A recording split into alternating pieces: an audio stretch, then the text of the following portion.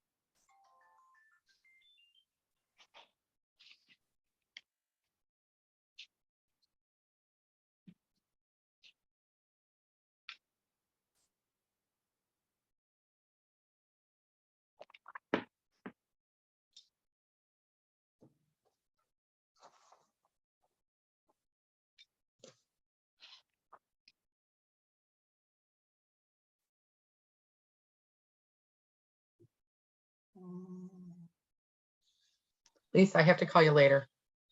Oh, okay. Bye.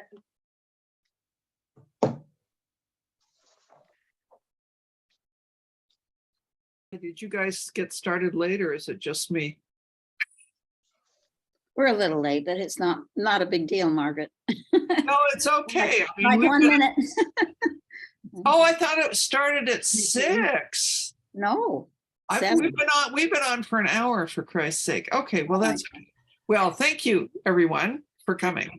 And thank you, Margaret, for waiting. Go ahead, Gail. Hello, everyone. Welcome to Nuclear Energy Information Services Night with the Experts. And thank you for joining us this evening. Tonight we have 2 speakers, and they are from a People's Atlas of Nuclear Colorado. They're going to explain further what that is, so I won't be reading it off the sheet tonight, and you can hear it right from the creators of the Nuclear Atlas. Night with the Experts, if you haven't been on before, it allows us to have our speakers talk about the issue for about 20 minutes or so. And then afterward, we open up the chat and you're allowed to ask them questions for the remainder of the time. So it really allows a lot of people to get an opportunity to ask questions. We ask that you keep yourself on mute until we ask you to unmute to ask your question. When we get to that portion of the event, our fellow board member, Jan Budar, will explain to you how the chat will work. So I'm Gail Snyder. I serve as board president of Nuclear Energy Information Service. I'm going to ask our other board members to, well, first I'm going to start with Dave Kraft, our director. Dave, you want to unmute and say hello so people see who you are? Good evening, everyone, and Happy New Year, since this is our first session of the year. Glad you could make it. Thanks. Thanks. Stephanie Belinko. Great night ahead of us. You obviously got the invitation to join us. Please go on the links that those women have shared because they are so very wonderful and informational. Can't wait to hear the rest of tonight. We have some other board members who might join us later. So maybe if they join us later, I'll have them introduce themselves at the end. And last but certainly not least, Jan. Sorry. I'm Jan Budar. I'm a board member and the facilitator of the Night with the Experts. And I'm thrilled to have Sarah and Shiloh here tonight. And I'm glad you all came. Also, thanks, Jan. I want to let you know that we do record this and we do record the Q&A, and then we will have that posted on our YouTube channel at some point in the future. So without further delay, I just want to introduce our speakers. Sarah Kanouse is an interdisciplinary artist and critical writer examining the political ecology of landscape and space, migrating between video, photography, and performative forms, her research-based creative projects shift the visual dimension of the landscape to allow hidden stories of environmental and social transformation to emerge. She is Associate Professor of Media Arts in the Department of Art and Design at Northeastern University. Shiloh Krupar is a geographer and Provost Distinguished Associate Professor at Georgetown University, where she directs the Culture and Politics program in the School of Foreign Service. Her research examines the biopolitical administration of asymmetrical life, geographies of waste and vulnerability, and bureaucracy. This has included work on decommissioned military landscapes and nuclear natures. Krupar also co-directed the National Toxic Land/Labor Conservation Service. With that, I would like to welcome them and let them begin an introduction to the People's Atlas of Nuclear Colorado. Thank you so much. Thank you for that great introduction and for the invitation to speak with all of you tonight. Before we begin, we want to acknowledge where we're speaking from. So I am here on the territory of the Massachusetts people, where I work pretty closely at times with the lineal descendants, the Massachusetts tribe at Ponkapog. That kind of acknowledgement is a necessary but inadequate step toward being in right relation with the traditional and continuing caretakers of the land. And I think a really important thing to do anytime we acknowledge the nuclear here in North America. And I too acknowledge that I'm speaking from the territory of the Nacotchtank people and their descendants, the Piscataway Conoy people on whose land I live and work. Again, an inadequate symbolic gesture, but nonetheless important, especially as we engage in virtual spaces with intense extractive infrastructures. And these moments of land acknowledgement remind me and hopefully others to support Indigenous sovereignty in the places that we call home. So we're really excited to participate in this night with the experts. Thank you, Gail and Dave, and also thanks to Jan Budar for their support with this project and organizing this event. So we thought what we would do at the front end of this talk is just very quickly give you some background information on our collaboration. Sarah and I, the TLC service was mentioned, so we'll say a little bit more about that and how we came to work on a People's Atlas of Nuclear Colorado. And then I think if there's time, we're going to give a really quick live demo of the Atlas and then just open this up for a conversation. And we're really looking forward to hearing how this project resonates with the work of NEIS and all of the knowledge and expertise of so many of you joining us this evening. So to begin, Sarah and I had been working on the environmental aftermath of the Cold War in different ways, but in ways that combine scholarship and creative work. And as said, Sarah's an interdisciplinary research-based artist, and I'm a geographer who works in an interdisciplinary program and I have a lot of interest then in different forms of what my research can take and different conversations it can enter and contribute to. Yeah, so about 10 years ago, we actually, I think even more than that at this point, maybe 12, we coalesced these different overlapping interests in performative scholarship and the kind of ethical and philosophical dimensions of toxicity, kind of broadly defined, to create a fictitious, technically fictitious, but we prefer to call it wishful, government agency that would be addressing the ongoing nuclear and toxic legacies of the Cold War. So the National Toxic Land and Labor Conservation Service was sort of a performance and socially engaged art platform that we pursued for 5 or 6 years. And Dave, we actually first met about 10 years ago in one of the workshops that we organized in states that were heavily nuclear affected, such as Illinois and Colorado. We also conducted tours, produced different kinds of government documents. You see a little headline of the resolution that speculatively created this fictitious agency, and worked with communities of people who were positioned differently around nuclear issues to talk and think through and to propose counter monuments to these environmental and social legacies. Through this work, we found that younger people, like people younger than us, probably under 40, had very little knowledge of the Cold War. It was sort of more a pop culture phenomenon than it was a question of sort of existential threat. The knowledge of it being an ongoing sort of slow violence that is still very much with us had been completely obscured by either cultural amnesia or active disavowal of the ongoingness of the threat of nuclear weapons, or a sort of superimposition of climate anxiety over this baseline nuclear fear. At the same time, we also noticed that a lot of people who had devoted their entire lives to these issues, who would be participating in these workshops, often tended to address them in very sort of discrete ways, either a geographically bounded or a kind of stage or particular phase of the nuclear process. So people would know everything there was to know about mining, but know very, very little about missile deployment, for example. People would get involved at the scale that it touched them most intimately or where they felt most affected, but were often completely unaware of and disconnected to people who were working with different aspects of the nuclear question.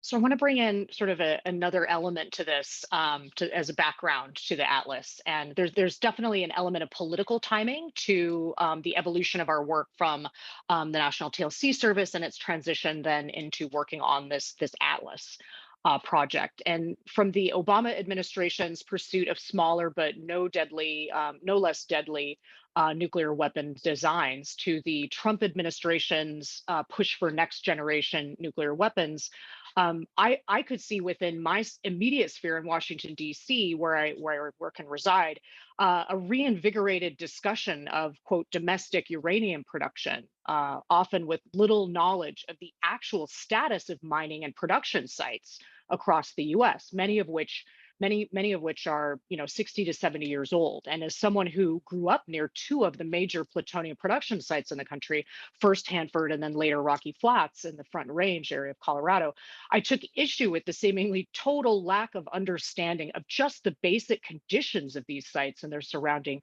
communities, ex-workers, affected environments, and regional economies. And we could see especially under the Trump administration, with the scrubbing of government websites, the protection of basic information, as well as its accessible presentation, became crucial aspects of our work. And especially with the desire to then knit together and link various aspects of the nuclear into a kind of a single platform. So we decided that the strategies of a wishful or fanciful government agency, while we would like it to exist and still in many ways want that to evolve and truly do work within the Department of Interior, we found that it was a less effective way in that moment to confront and contest the cynicism, the misinformation, as well, frankly, as this continuation of an American paradigm committed to advancing nuclear capacities and the steadfast mounting arms race underlying each administration. Right. So the shift to the Atlas project and that format, I think, served as a way for us to first, just protect and share basic information as a buffer against disappearing data and propaganda here and afar. Second, to dismantle the distancing of the Cold War as this seemingly remote era to the present that we were particularly seeing with younger generations. And finally, to also instigate conversations about any hard or bright line between military and civilian applications of nuclear technology and what the Cold War reveals about this. So these latter two goals in particular, I think, resonate specifically with the Biden administration right now, where we've seen the National Nuclear Security Administration solicitation of up to 1 million pounds of domestically produced uranium this past summer to secure the country's uranium reserve and nuclear fuel supply chain. And simultaneously, these intensified efforts we're also seeing to extend the life of the US's aging nuclear power plants in response to climate change. And yet somehow, simultaneously, we're also seeing how this is somehow still seemingly distant to a lot of people, even as we see Russia's kind of nuclear weapons saber rattling and the targeting and occupation of Ukraine's Soviet era nuclear sites, right, including the Zaporizhia power plant and Chernobyl disaster area.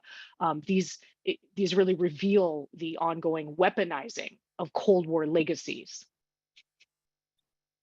So I think all of you are very well aware of the sort of urgency and lack of sort of public knowledge and engagement with these issues. So why did we decide to make an atlas as opposed to everything else that we can do?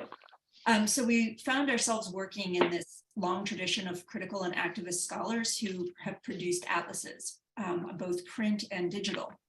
And one of the things that we want to sort of emphasize is that an atlas is a collection not just of maps, but is also contextualizing information to allow those maps to be understood and enacted through, affect the work that people do outside of pursuing it.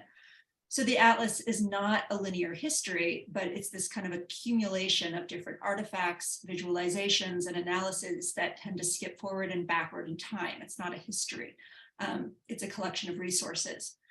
We find ourselves drawing on this form as a way of collecting and cross-referencing many, many different types of content in our atlas.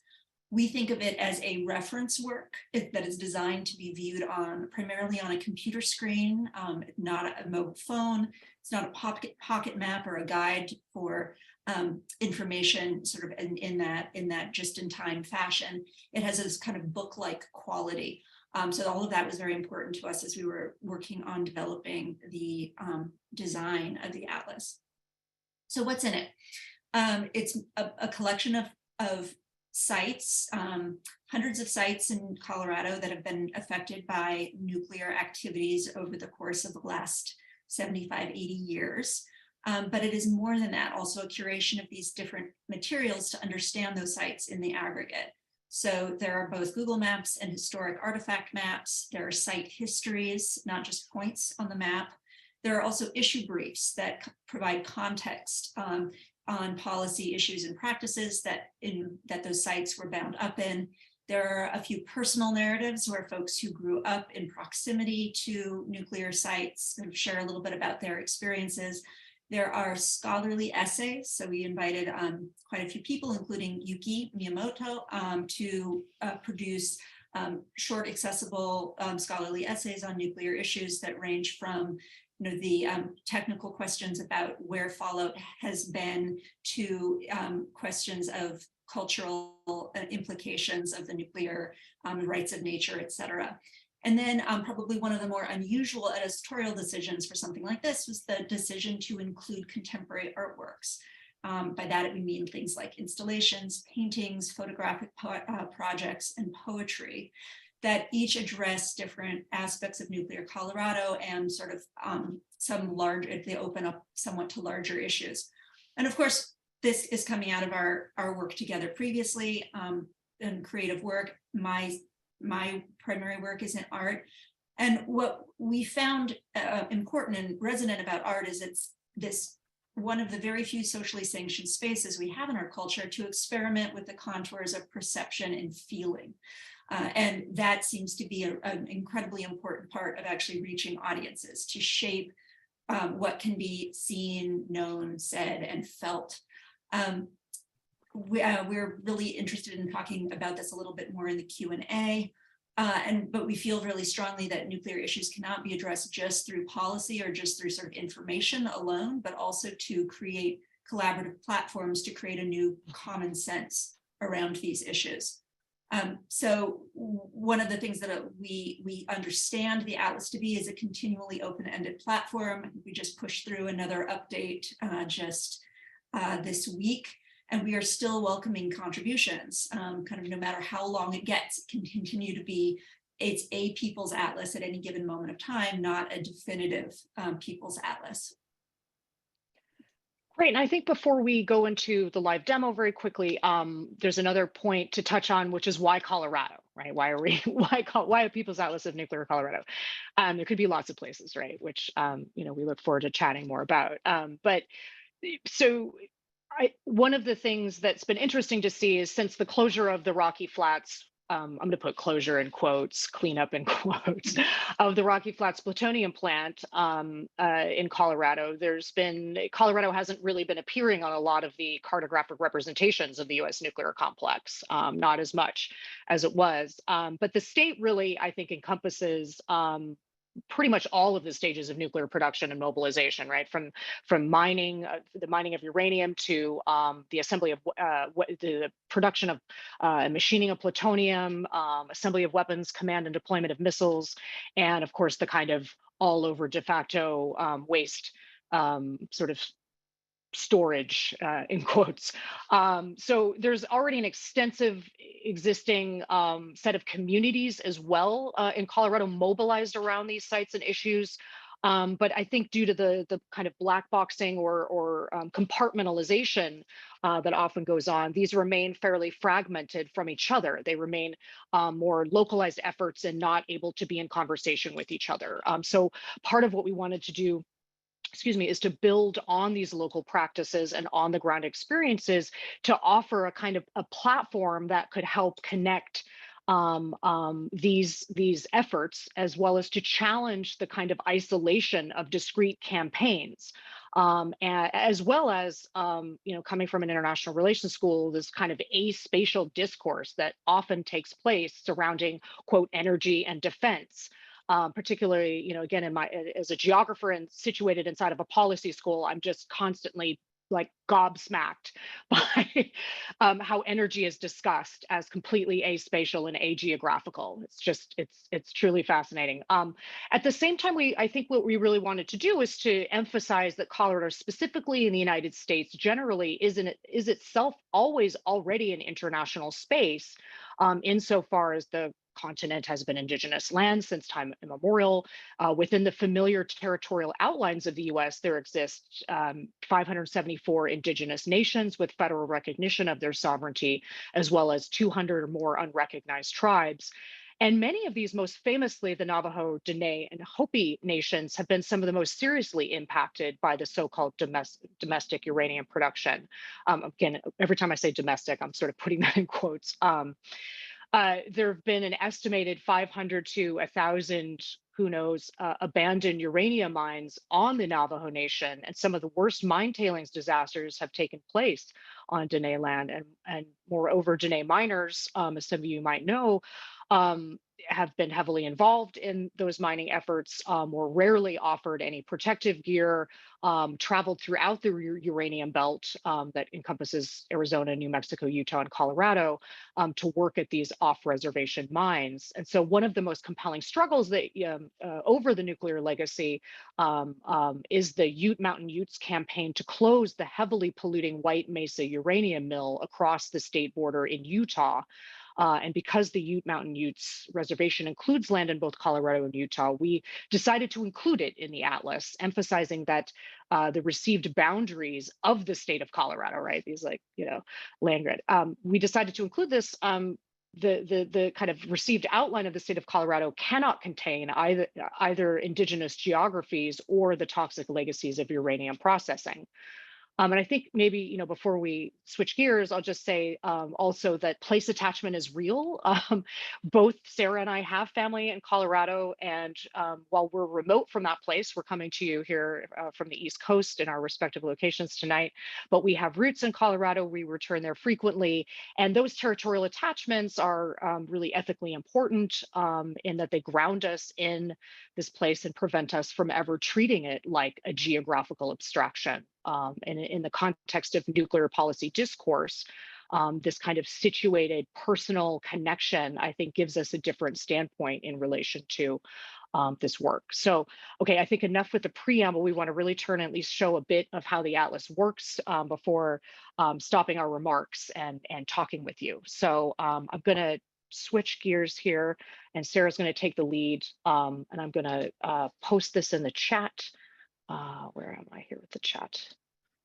Let's see. Well, Shiloh is lining up a link to the Atlas, which you can click on and navigate yourself. We'll be doing a little bit of live demo. I just want to say one of the first questions that came up before everyone came into the room was about funding. So the project does not have a large budget. We were able to kind of pull together a bunch of very small funding streams from our respective universities, a pilot research grants from Georgetown, a kind of project distribution grant from my own institution, faculty development funds, and then a lot of labor of research assistants. We also partnered with a class at Western Colorado University during the pandemic to kind of bring thinking about what site and field research could look like in the context of an environmental studies curriculum during the pandemic. And that became a really important part of the work. So there are basically three primary ways that you can, as a user, interact with the atlas. There is a search function, you know, the classic magnifying glass, and you can then, that will pull up, in this case, all of the different highlighted mines. Of course, this is a small subset of the mines actually in Colorado, but we chose ones that had special kind of resonance or were emblematic in some kind of way. There is also a map view, which shows links to all of the sites, and you can kind of see them in proximal relation to each other, and you get a sort of the impressive kind of density of what all the dots, they kind of collapse and open up a little bit. So you can sort of scroll down and see all of that, but it provides very little context about what any of these sites are. And so the kind of privileged form of navigating this, and the one that's on the homepage, is this, what we call a path view. These are curated narrative arcs that place sites in relation and in sequence with contextual issue briefs, interpretive essays, and artistic responses. So this path organization was really a kind of key conceptual piece for holding together what is an enormous range of material.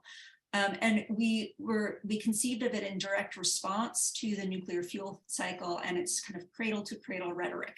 This idea that the nuclear products are somehow infinitely recyclable.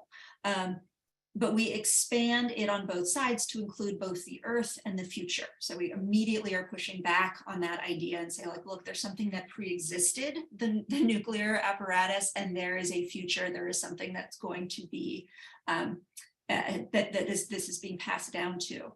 And then we also pair each kind of stage of that cycle with which we call the kind of techno-utopian cycle, this fantasy of a clean nuclear loop, with what we describe as the shadow side, or the disavowed consequences of the nuclear apparatus. Charlotte, do you want to show those fuel cycle images? Oh, sure. Very quickly. Oops, excuse me. Chaos here. I just quickly show these fuel cycle diagrams. I'm sure many of you have seen these before. Basically the representations of the fuel cycle, they're fascinating in that they suggest there are these discrete phases that are conceptually, spatially, temporally somehow separated and magically end with the creation of the nuclear product and some kind of fully containable or reprocessable waste, right? And so you typically, as you see here, render geometrically as abstractions. Spheres are very popular, or with clip art aesthetics. You see this a lot as well, that kind of domesticates the spaces of production. Both, you'll notice, invisibilize workers, the earth, communities. Most renditions of this process obscure the possibility of weapons and pretend that energy is the real reason for the technology. And so part of what we do with this atlas is we purposely combine these two processes in the atlas, as their origins are most certainly entangled both technologically and historically. And the interface of the atlas inherently advocates that we must expand the beginning and the endpoints of the quote cycle to think through not just the technical production of nuclear products, but also the natural geological processes and the human social practices that support them. Let's go back to the atlas now. Yeah, back here on the homepage, you'll see so our expanded cycle, which is not rendered as a circle, but as a straight line, right? We have the earth, which is paired with whose earth, extraction with overburden, refining with exposure, production with friction. So at each stage has this avowed and disavowed, positivist and shadow side.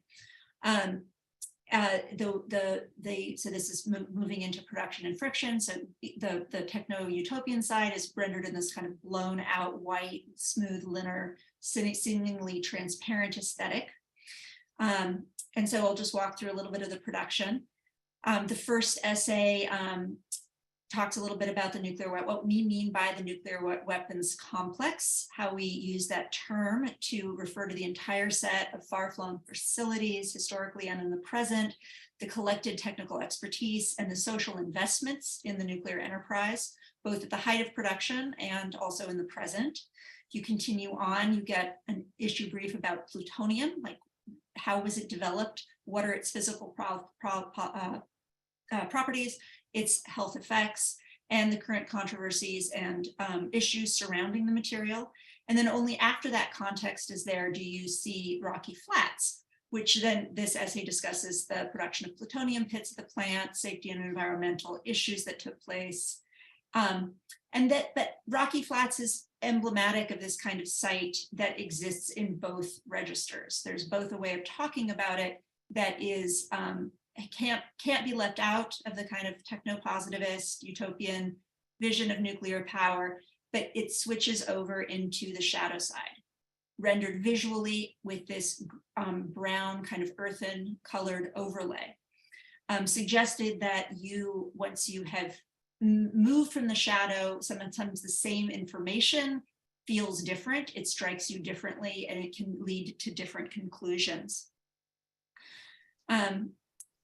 Following through on the shadow side, we get a student essay on Allen Ginsberg's classic poem, Plutonian Ode, which arose from his activism at Rocky Flats when he taught writing at the Naropa Institute nearby Boulder.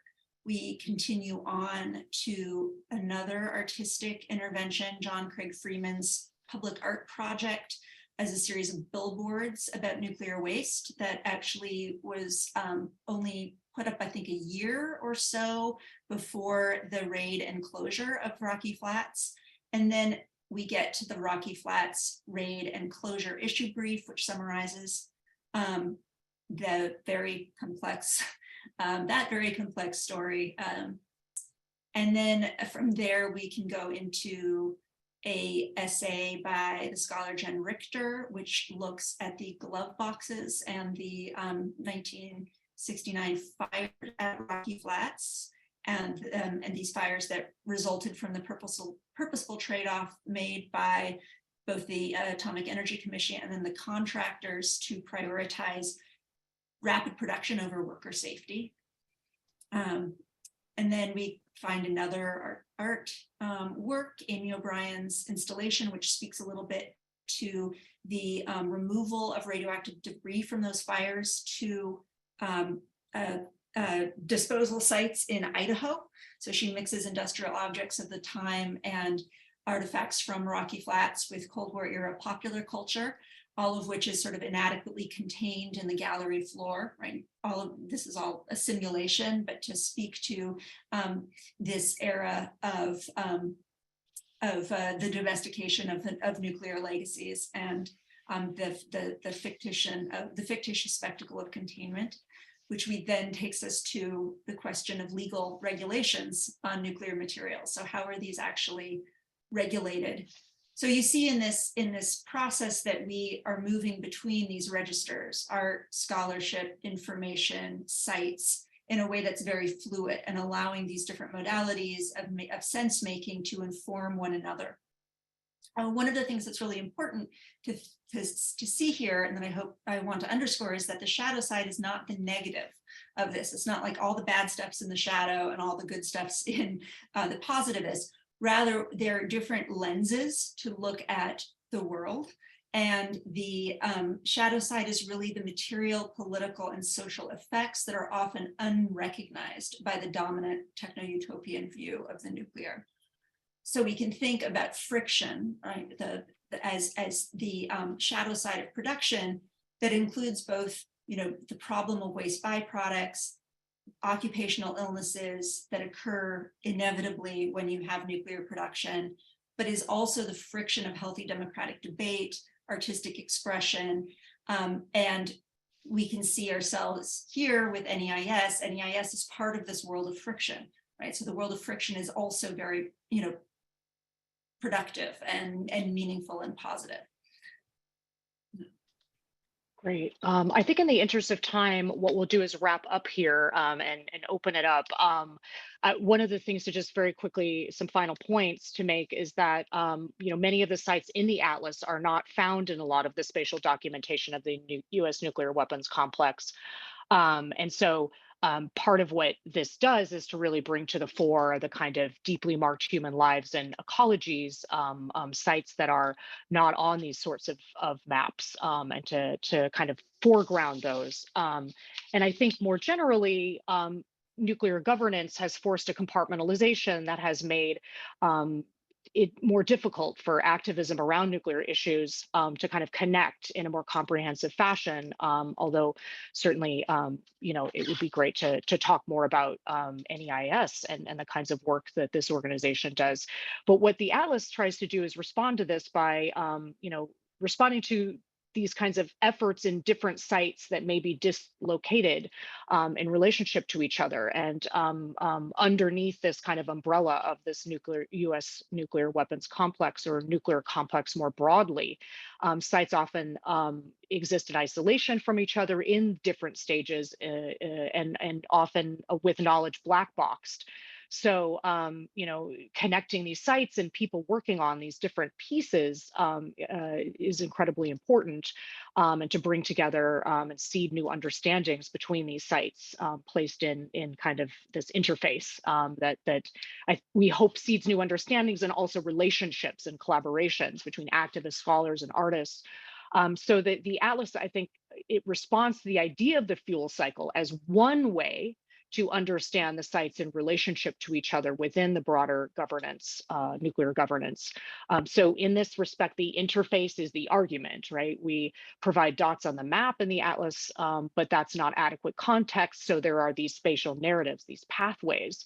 And because our rendition of the fuel cycle expands to include the shadow side, the geological materiality, the cultural and political relationships and forms, it refutes the tidiness, it refuses the tidiness and the circularity of those technocratic fuel cycle renderings and also containment culture more generally. So we want the Atlas and all its emergent, not yet completedness to serve as a kind of civic infrastructure that allows contributors to better position their sites, their issues, their research in a larger framework that's conditioned by nuclear governance, but not fully reducible to it. So I think we'll just stop there. I think we're right at like a 25-minute mark, so we don't want to use up more airspace. Thank you for listening.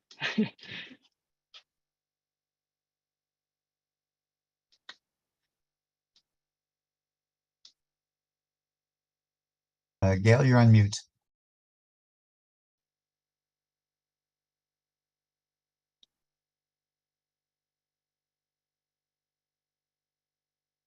Sorry, I couldn't seem to unmute myself. Thank you so much. That was not only a wonderful introduction to the site, but conceptually what goes on behind to make you create it in the way that you did is fascinating. And the thought process behind it is so informative. And we're all hoping that this inspires, it's very inspiring to me, a broader thought process in how to present this to the public and have people, usually, as you say, people come to this, based on, maybe their location, they step into this issue from some pathway.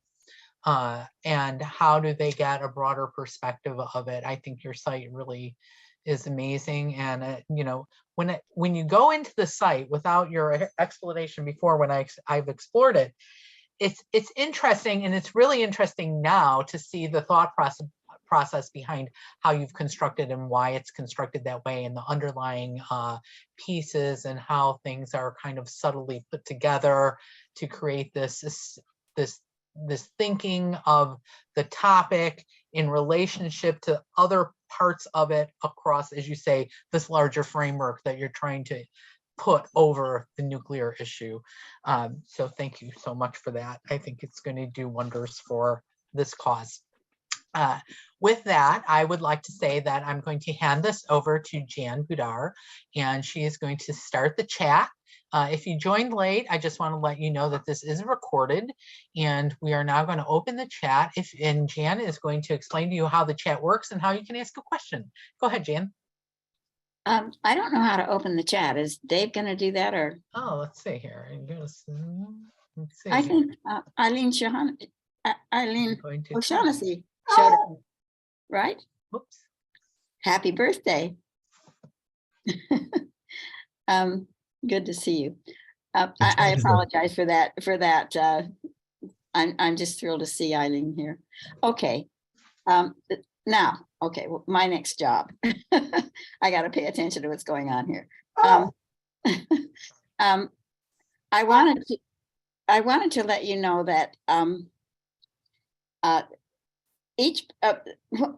during the Q&A, each person gets one follow-up question. For example, if you ask a question and you want to ask one to follow up, you get one, but you may not get 2 or 3 because pretty soon one person is using up all the time. So each person gets one follow-up question. If you're making a comment or a long question or don't need feedback from the speaker, your comment may not be more than 3 minutes. And please do not ask a series of questions. Do one question with each turn.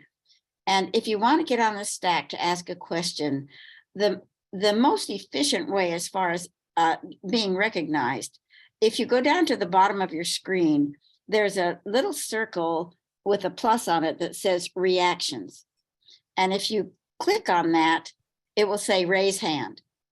And if you raise your hand, you're going to run right up to the top of the screen, and I'm sure to see you.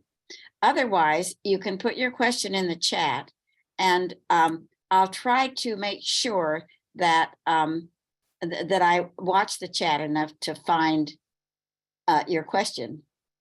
Let's see.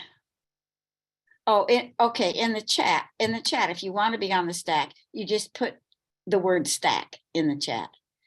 And if things go on and the time is not used up, you may get a second chance to ask a question if you would like. So we'll go ahead now. Are there any other questions, or is there anybody who wants to ask a question?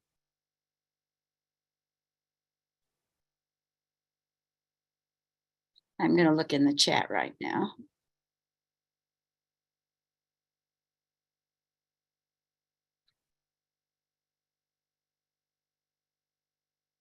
Susan Gordon, would you mind going ahead and making your comment?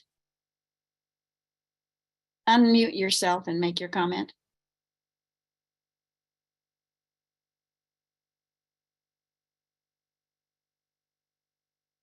Thank you. My name's Susan Gordon. I'm the coordinator with the Multicultural Alliance for Safe Environment, and we're a network of groups working on uranium mining issues in the western part of New Mexico. And I just wanted to invite the presenters to consider changing some language that you were using. You were talking about the nuclear fuel cycle, and we have changed to talking about only the nuclear fuel chain, because we find that the links in the chain, we think is a better description than the cycle, because cycle implies that it feeds into that nuclear narrative that we can take this material and we can recycle it and reprocess it. And instead, we think it's a chain that actually draws us down. That's it. Thank you. I found the presentation very educational. I appreciate it. Margaret, do you want to unmute yourself, please?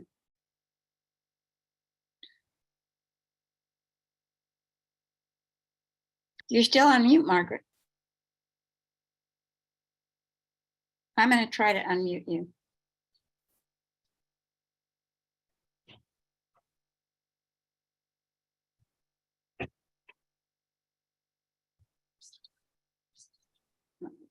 Okay, no, yes, Oh, you got it. Okay.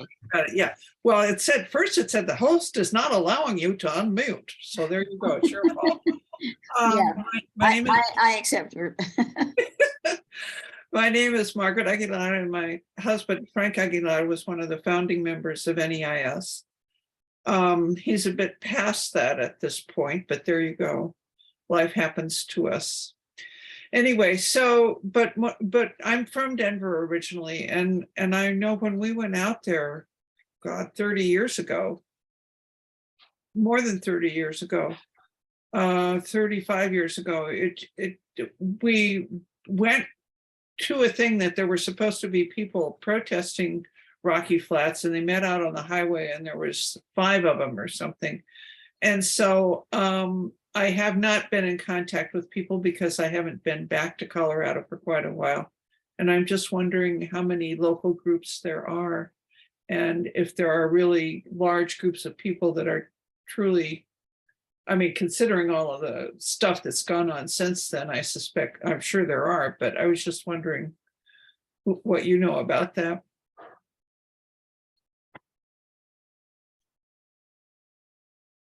Yeah, Shiloh, do you want to talk a little bit about the status of the Rocky Flats cleanup and the gag order and all of that? It's very complicated.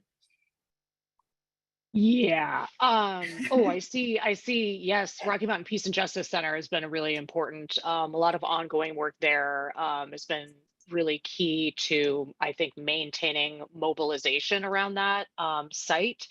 I mean, one of the complicated things is that with the federal raid on the facility, where one branch of the federal government raids another one to shut the plant down, in that process, with the convening of a grand jury and the eventual determination of environmental crimes on the part of the government contractor Rockwell and the predecessor Dow, through all of that, there's a gag order on those grand jury proceedings. And actually, it was fascinating. At one point, that gag order expired, and there was this small moment when there were people trying to get a hold of those documents in the basement of some courthouse somewhere.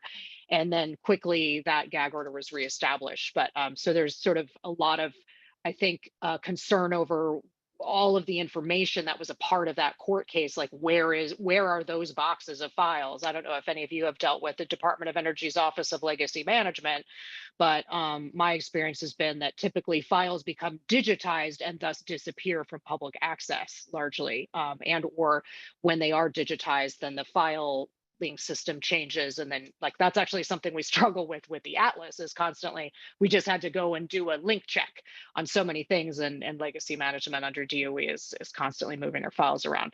But anyways, I think so one angle is just trying to figure out where all of this information has been from that original court case.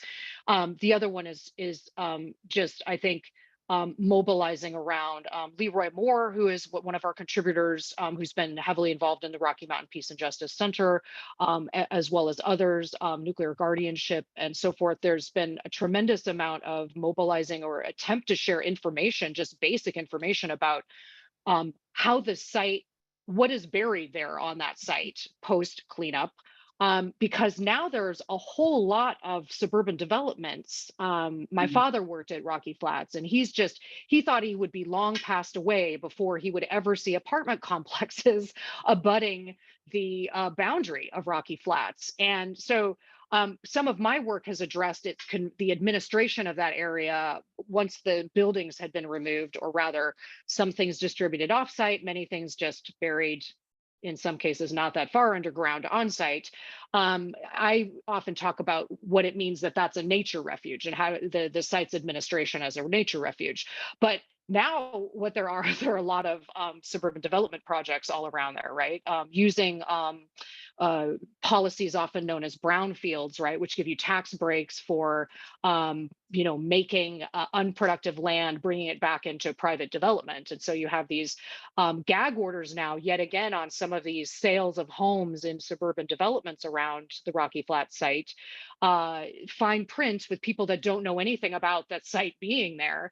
And lo and behold, once they find out about it, they might be briefed vaguely upon some kind of nuclear something happened there. When they find more out about it, because of efforts on the part of folks around there to at least just even flyer automobiles, to posting things at the nature refuge signs, all of that, as well as showing up at these kind of development, some of their subdivision meetings, people find this small print of homes they bought or in their rental agreements and so forth that they're not allowed to actually talk about the nuclear kind of legacies of that area. And so you have another slew of court cases then about that. And there's a lot of activism then around coming out of these suburban subdivisions, like Candelas, notoriously Candelas glows. There's a bunch of people very active around that who have been really just asking for public posting, public knowledge, circulation of information about the history of Rocky Flats to people who are, lots of population movement to the Front Range area, and people have no idea about that site's past. And especially when you have the kind of sort of the administration of most of that land as a wildlife refuge, then that sort of, I think, to many people signifies or gives the impression that everything is okay there, right? Without knowing, like they come to consume the view and go hiking or whatever, right? And without knowing actually having any kind of information given to them about what's going on there. So there's been a lot of effort, I think, to distribute more information than about, and also there's some projects about roads, of course, and taking roads through there, and kind of what will happen to a lot of the kind of spraying of fields with plutonium laden liquids and things like that, and what will happen for airborne particles of plutonium and through road construction and so forth. So there's a lot of committed people to really trying to continue to share information about Rocky Flats and to push back on what's happening there. And just to add on, I think that because of the existence of the gag order, and Susan just put excellent book about the grand jury in the Rocky Flats case, the space of art opens up additional importance, and there's been a tremendous number of really interesting kinds of public art projects, often unpermitted, that have arisen around Rocky Flats. So we have both the 1980s piece that I mentioned by John Craig Friedman, who's actually now based in Boston, but Jeff Jeep had a Cold War horse piece. It was a horse wearing a full gas mask, and the body of it was red, and then he installed that, and then it was defaced and destroyed and then reinstalled, and that became an occasion to have a lot of meetings and panels and presentations about this. So art opens up this conversation through its visual kind of attention-grabbing nature, or the controversy that that ensues, that allows these things that haven't gone anywhere, that have just been long simmering issues, to suddenly percolate to the top of the news cycle and public consciousness. And so that was one of the reasons why it was so important for us to really include these kinds of creative practices and creative projects in the atlas. Thank you. Eileen, would you please unmute and ask your question?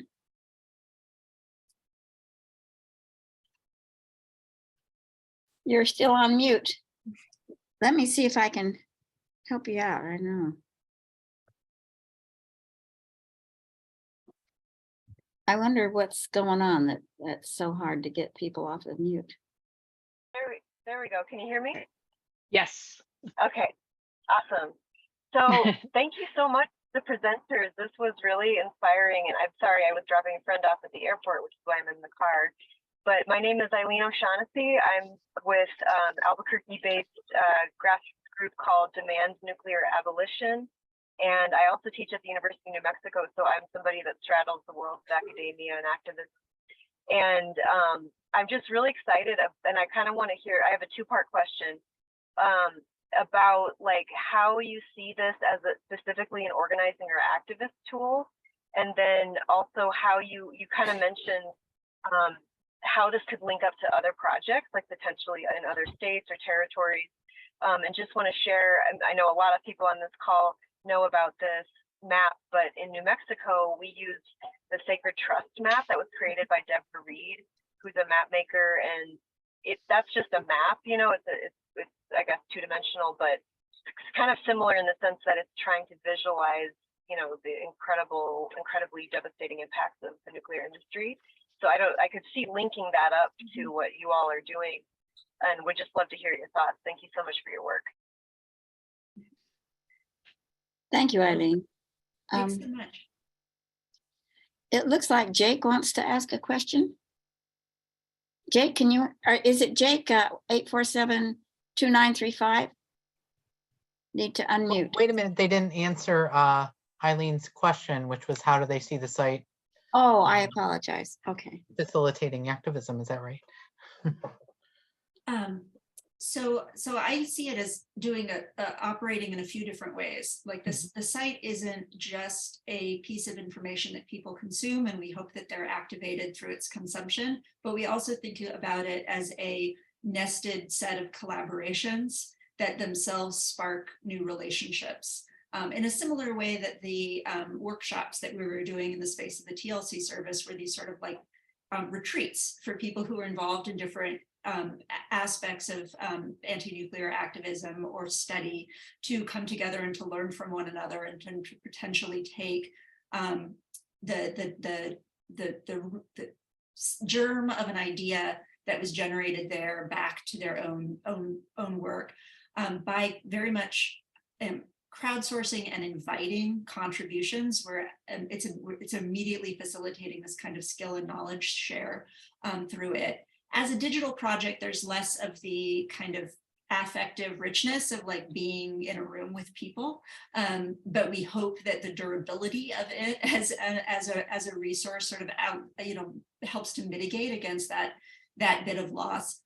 We also are educators very much kind of first and foremost, and so through working with classes to develop new material for it, I think that has a really that has an activist dimension to it, to simply make these legacies alive for students, not through telling them about it, but by inviting them to explore and develop material about it themselves. And when we've done, we did a series of launch events last year. It's a terribly loaded term in the case of the nuclear.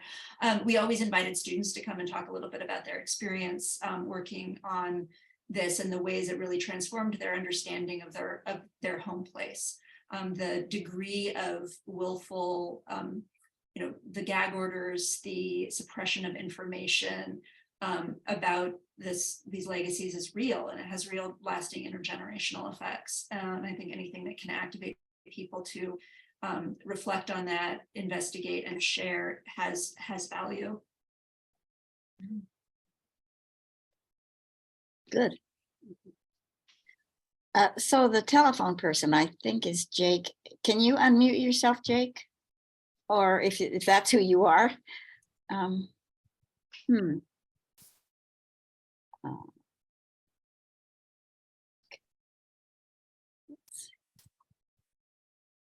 Well, I don't know how. The phone number is 1-847. There we go. He got it. Hi, Okay. can you hear me? Can you hear me? Can you hear me? Yes. Yeah. This is Jake. Oh, okay. Hi, how you doing? Yeah, my question, thank you for your presentation. My question is, why the gag order? Is it for national security reasons or something else going on? You mean in the case of Rocky Flats? Right. I'm not positioned well to answer that. We could ask, I could call my dad. He would have a better understanding because he had to testify at that grand jury and is very Oh, knows firsthand about that. I'm not sure. yeah. I assume it has something to do with the probably security implications, but also Liability. the liability part, right? And the indemnification of the government contractors by the government while the gotcha. government is thus, I mean, essentially all taxpayers are paying every part of that, right? Like the Oh, indemnification, right. paying for the lawyers of the Right. people being sued, you know, the whole shtick. So Okay. I think, yeah. But I don't, you know, I Okay. should read again. It's interesting to see why did there was a judge, right, when these files opened up, the gag order expired, what would then was the reasoning for renewing the gag order for, I can't remember, however many number of Yeah. additional years. So Okay. that would be interesting to look up. I know Westward had a really great, they follow all of these things very well, and they had a big article on this. So. Yep. You know, I read All this. I read this book, and Wes was on the grand jury, and the law I think about grand juries is that you may not say anything about what was on the what was said in the grand jury, and my interpretation of it was that the FBI, the people near Rocky Flats were on the verge of having a public trial against the industry that was working there. The public trial was imminent. And in order to avoid that, the FBI raided the place and took over the narrative. And then the grand jury was called, and Wes, who was the person who wrote the ambush grand jury, realized that he was never going to be able to talk about what was on the grand jury unless he got into Congress. So he ran for Congress, and he was going from one town to another in Colorado on his donkey, campaigning for Congress, and he didn't make it into Congress. And so this is the origin of the book, The Ambush Grand Jury. Oh, well, what was his name? Wes, I can't think of his last, I don't remember his last name. It's McKinley. I'll put it in the chat. McKinley, Wes McKinley. McKinley. Yeah. Wes McKinley. Okay. Pretty sure that's right. Yeah. Okay. What's the name of the book? The Ambushed Grand Jury. Oh, okay. All right.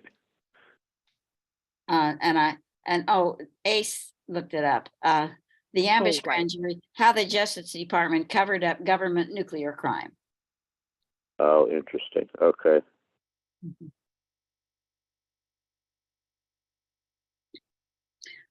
Gail. So can you tell us, when did you launch your site? And is anyone, a couple parts, is anyone modeling a similar site after yours so far? And what states would the two of you like to see do a similar site, have a similar site created for? Wow, we have a lot we can say about this.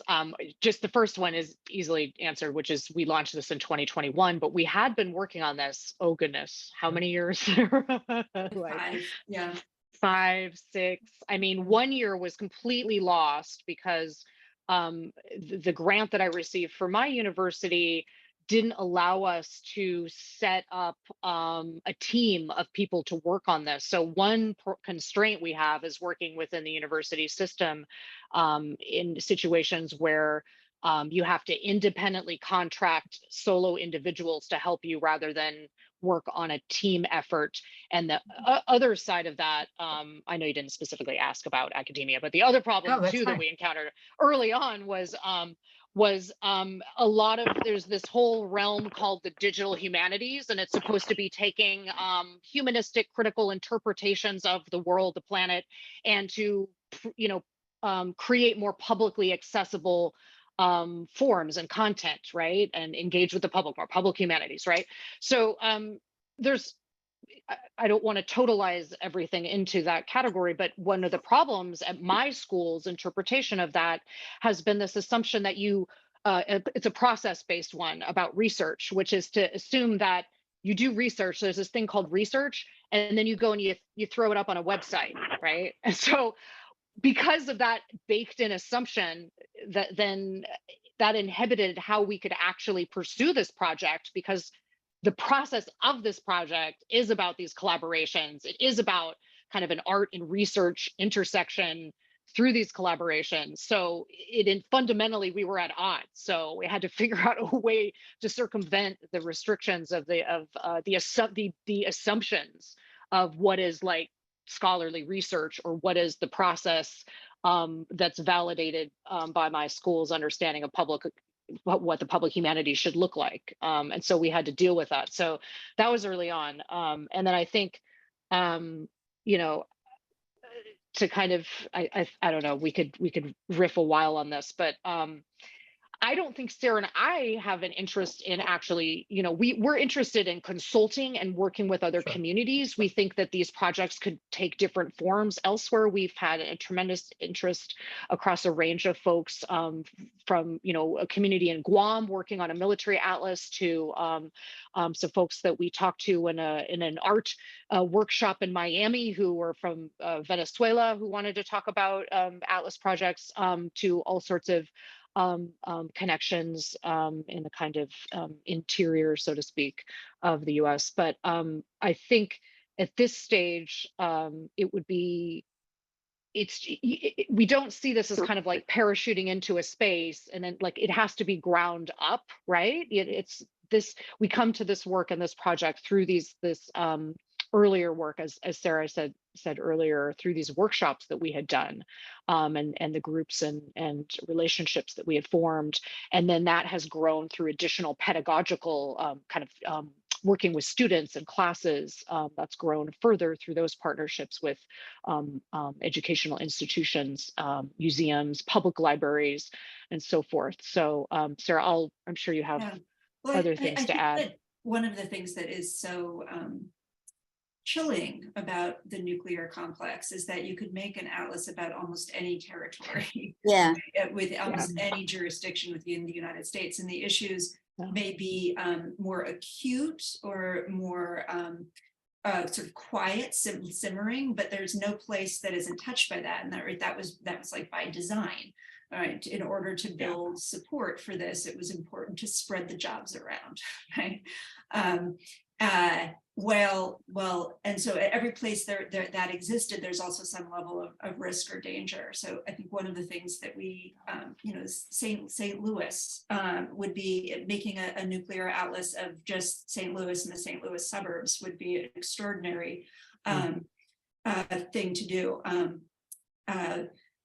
And I think in some ways we're really interested in this project being emulated in places that people are like, nobody knows, right? No, you know, we don't think about nuclear Maryland or nuclear Iowa, right? But there are tons of sites in Iowa that are involved as well. So it doesn't need to be a state boundary, right? It could be a county, it could be a town, right?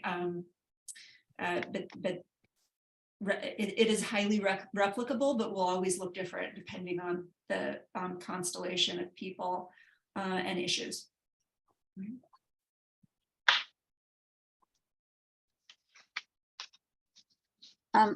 So I recommend The Atomic Homefront, which is a movie about the problem in St. Louis, but it's old. And Don Chapman and Karen Nichols have continued persistently year after year to bird dog the NRA into cleaning up the sites in St. Louis. It's a very, very interesting story. I've got a lot to say. I don't want to, you know, one of the things that's going on in Rocky Flats is that they're finding that there are these little plutonium pieces, and they're so small, they get in the air, they can get in people's lungs, and the government is calling them discrete radioactive particles. And this is very, very much tied in Illinois because the Zion plant was denied the right to return the license back to the utility after decommissioning because there were so many discrete radioactive particles there. And that has been a problem also at Nuclear Flat. Could you say something about that?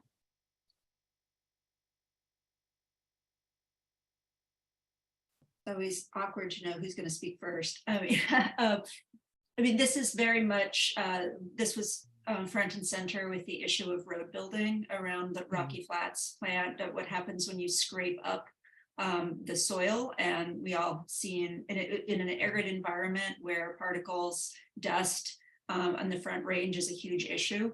And the wind. So much of the presumption of safety there was like, we're not going to disturb the site, right? And then it comes in all the suburban development and all of this road building. And it seems to be, less than 20 years later, a complete reversal of what was supposed to be, keeping what can't be made safe. So yeah, a huge, huge issue. Yeah.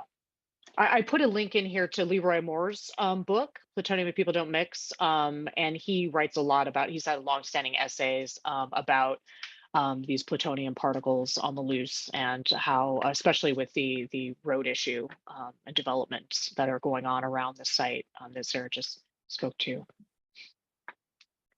Gail, what would you go ahead? You just muted yourself instead of unmute. Okay. Back at the beginning, you had talked about people under 30 having very little knowledge of the Cold War. And, this is one thing I think we all see who work on this movement is this kind of generational divide where there's a certain generation where people are focused on, well, they were focused on fracking for a while and climate change, but the nuclear issue seemed to be lost on them. And when the movie Chernobyl came out, that most recent movie about Chernobyl, it seemed to really shock people. And I think what was shocking to a lot of us was that people didn't know about it as much as, you'd like to think they did. And so it did, bring the issue forward again for people to understand it. Heidi Hunter has her new movie out, Women of 3 Mile Island, that's coming out. Hopefully that will, I don't know if it'll take off the way Chernobyl did, but that'll be another way to kind of convey something that happened in the United States, which I think is going to be fantastic.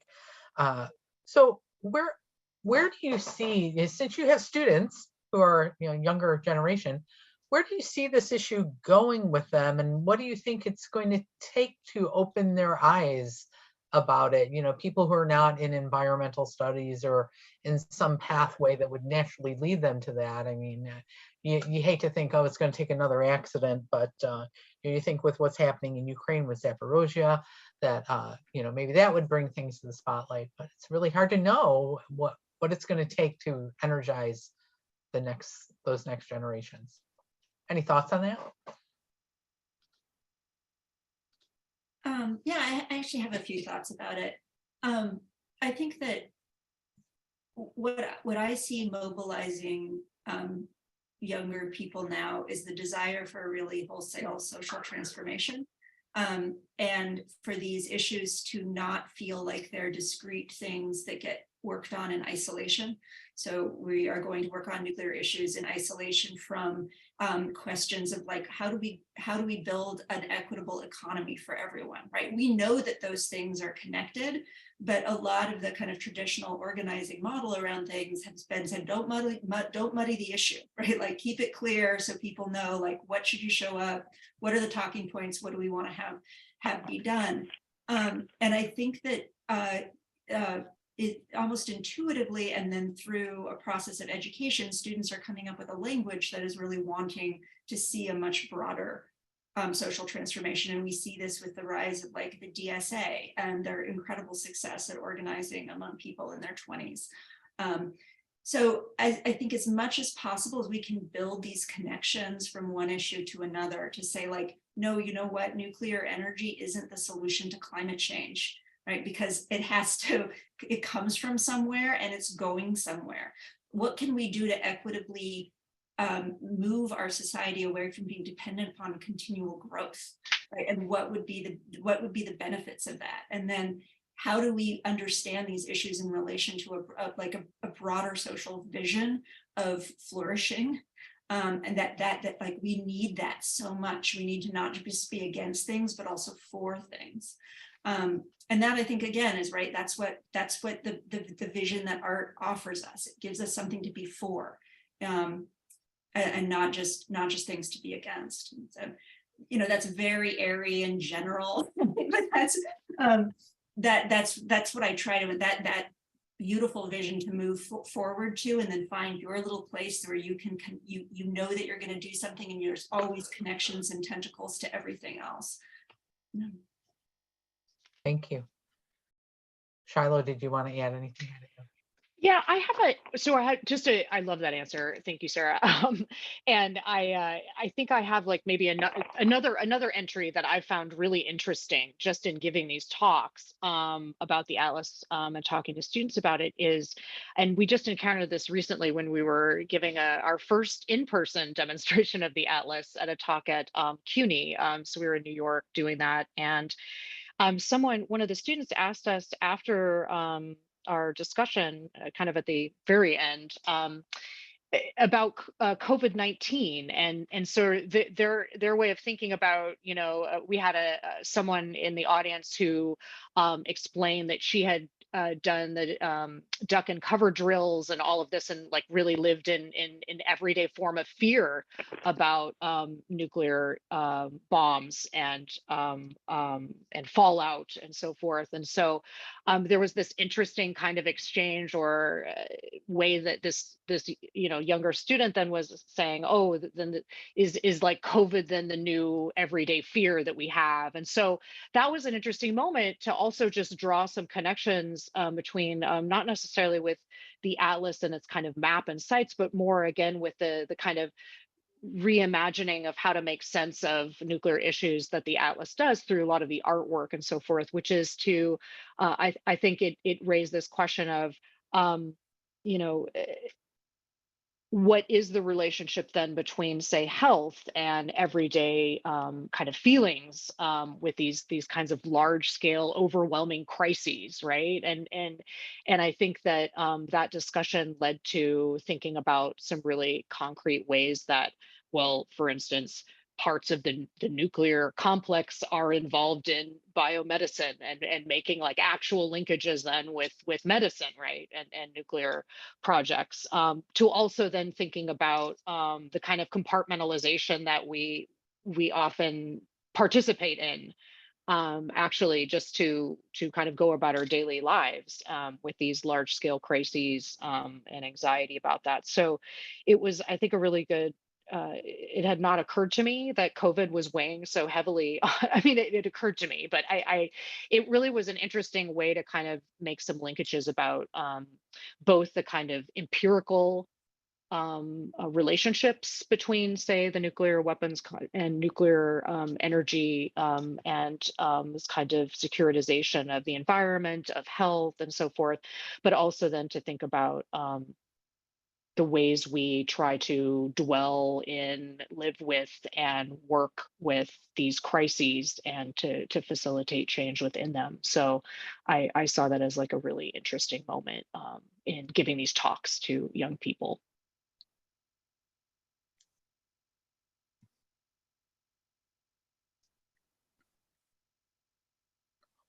Jan, you're on mute. The People's Atlas of Nuclear Colorado reminds me a lot of another online interactive site called the Anthropocene Curriculum. It's hard to say, but one of the sections of the Anthropocene Curriculum features work by Kate Brown and features the change in the Earth that has been brought about by the nuclear part of the Anthropocene, and it's very interesting, and it takes 2 weeks to get through if you really want to do it.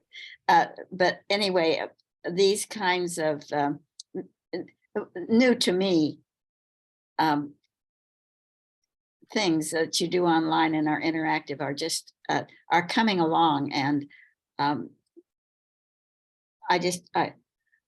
I also wanted to talk about Sarah Kanouse's video from 10 years ago when she went into a place in Illinois, and she wanted to find out the nuclear history of that place, and she was stopped.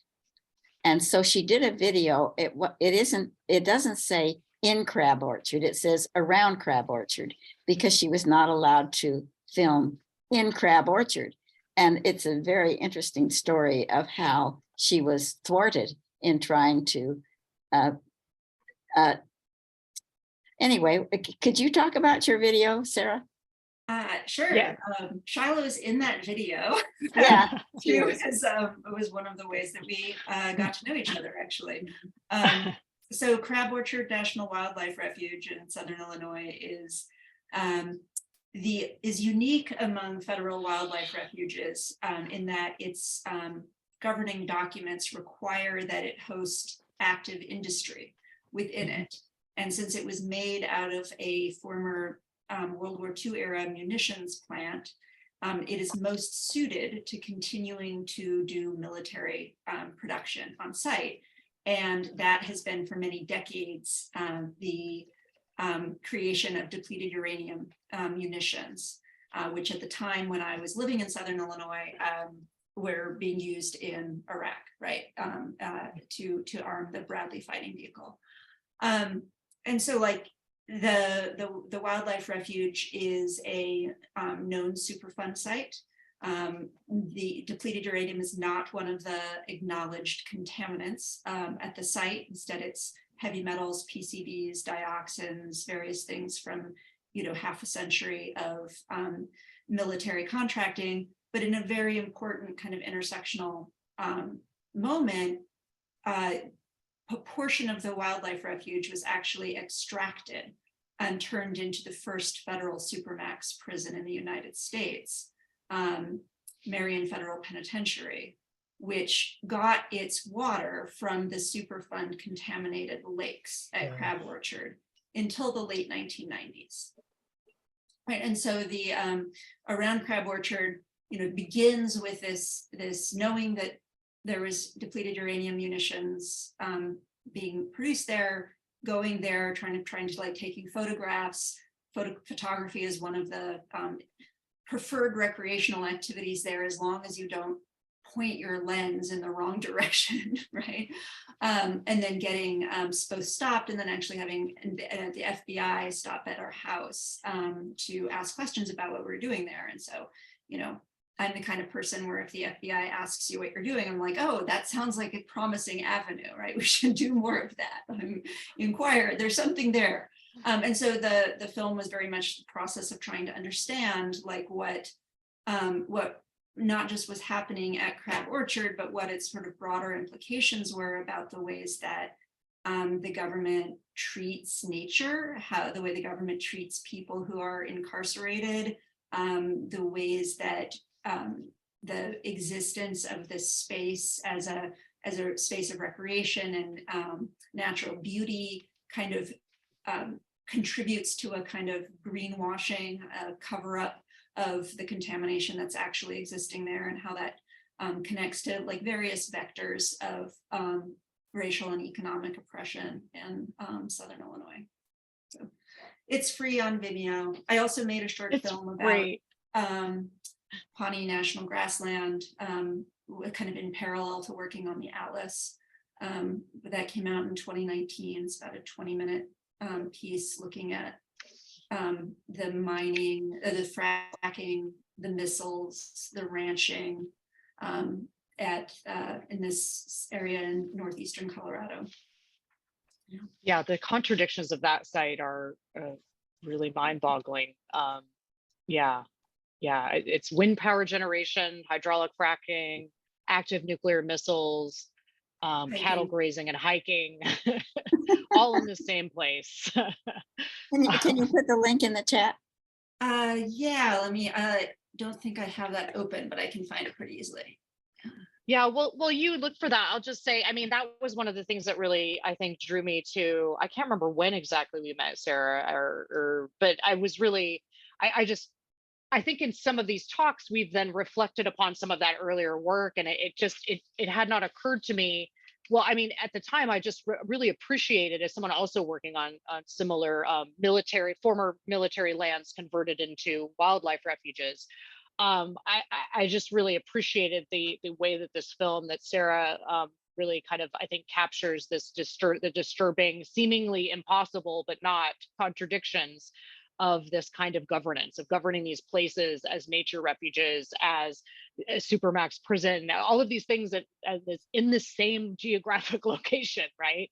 And I think that the film just does this. It has this really complex, layered collage that allows for this highly nuanced, self-reflexive excavation of this particular landscape, this crab orchard landscape. And it hadn't really occurred to me till you were talking about this recently in one of these talks we've been giving about the kind of ways that film and the visual kind of montage bricolage of, well, especially in this one, because you couldn't get to certain places, right? So you have this, like, documents are on display in the film. You've got found footage, right?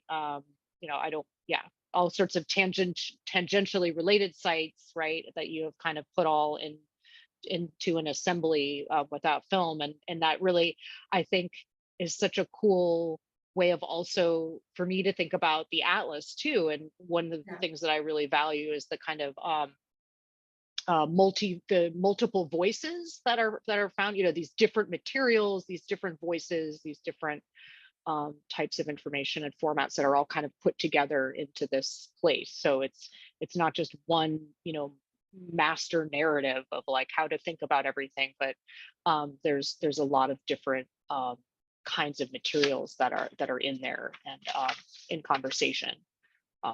So yeah. Go ahead, Gail. I was wondering if you had made any presentations to legislators on this in Colorado, or if you're getting any kind of legislators who are interested in this, or their staffers.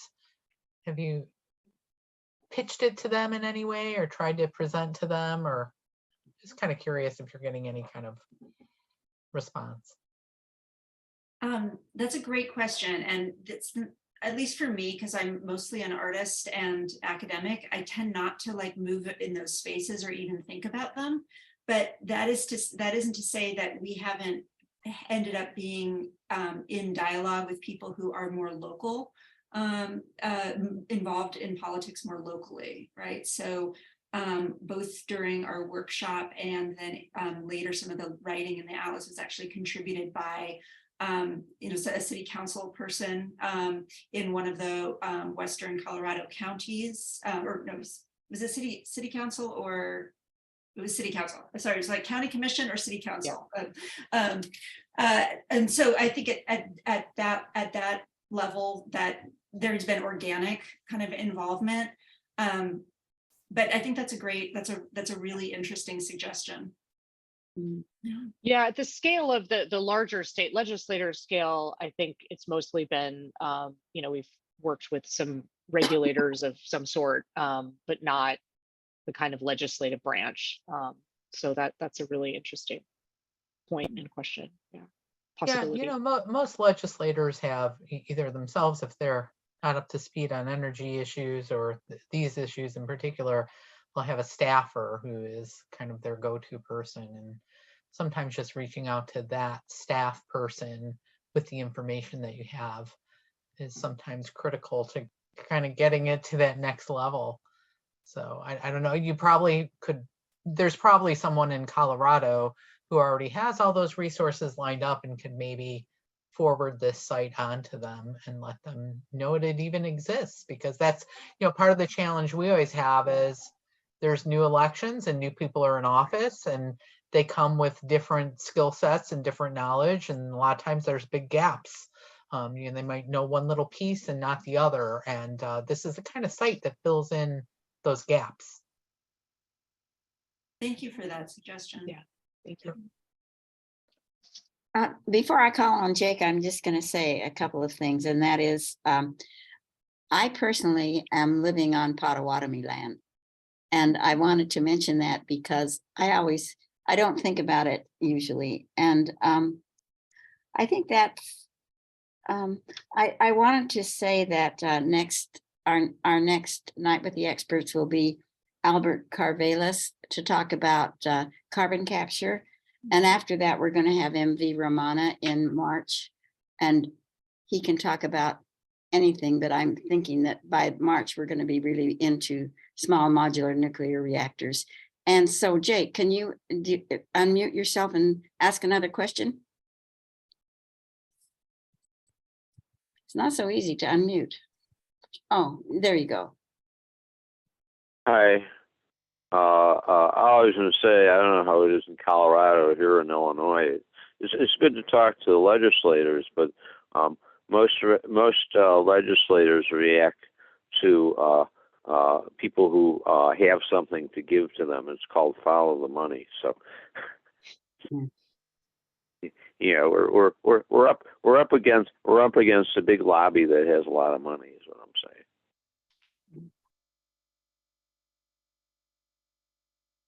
I don't see any other hands or any other people who want to ask questions. So if you do have something to say, please raise your hand.